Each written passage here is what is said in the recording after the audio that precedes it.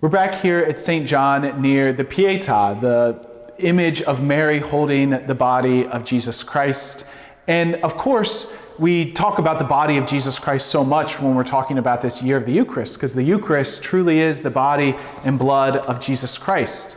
And as we're here in this month of July discussing miraculous events surrounding the year of the Eucharist, it's important probably to just take one step back before we jump in and talk about a couple of the miracles to kind of just say what are some of the limits maybe, and what are some of the good things that Eucharistic miracles do for us.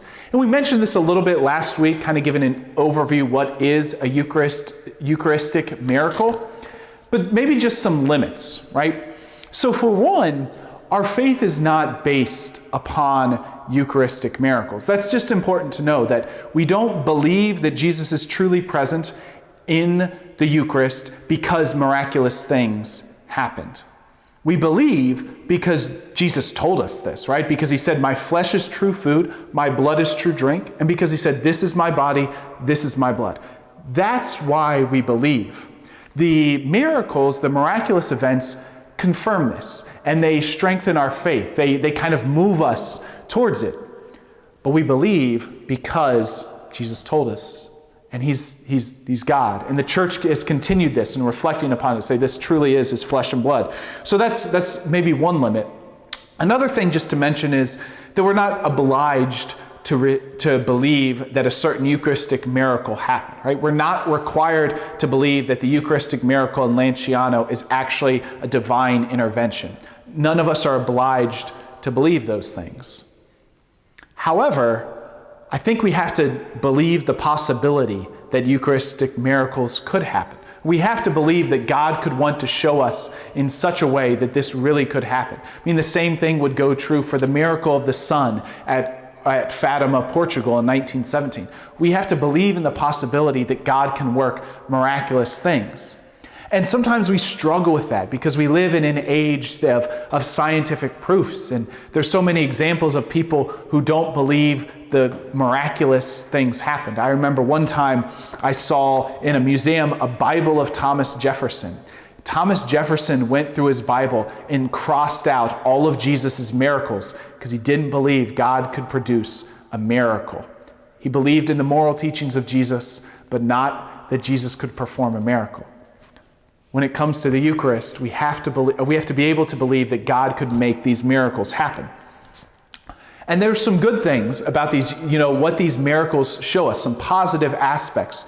For one, they give us an opportunity to talk about the Eucharist, right? When miraculous things happen, it gives us this opportunity to talk about revelation, right? We don't have to stick with this private revelation, which is good, right? That's what a Eucharistic miracle is. It's a private revelation to only those who had a chance to witness it.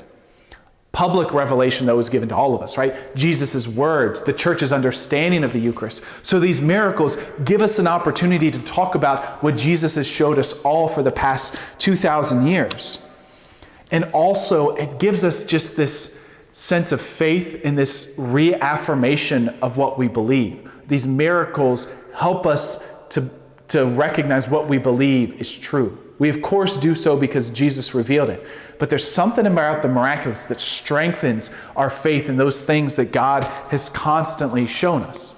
Similarly, to think about the tilma of Juan Diego, the miraculous image of Our Lady of Guadalupe, reminds us that Mary is always our mother. We know that she's the mother of Christians, but we believe it, and it strengthens this belief through miraculous events. Maybe the last thing to say about these Eucharistic miracles, they remind us that Jesus is never done with us, right? Even when we struggle to believe that God will intervene in miraculous ways, or he's so inexhaustible of the ways he wants to reveal himself to us, that he'll transform a piece of bread into his very flesh so that we can see it, so that we can touch it, so that we can be amazed by it. And so the Lord's never done. And he continues to show us his goodness in so many ways, sometimes miraculous, sometimes ordinary.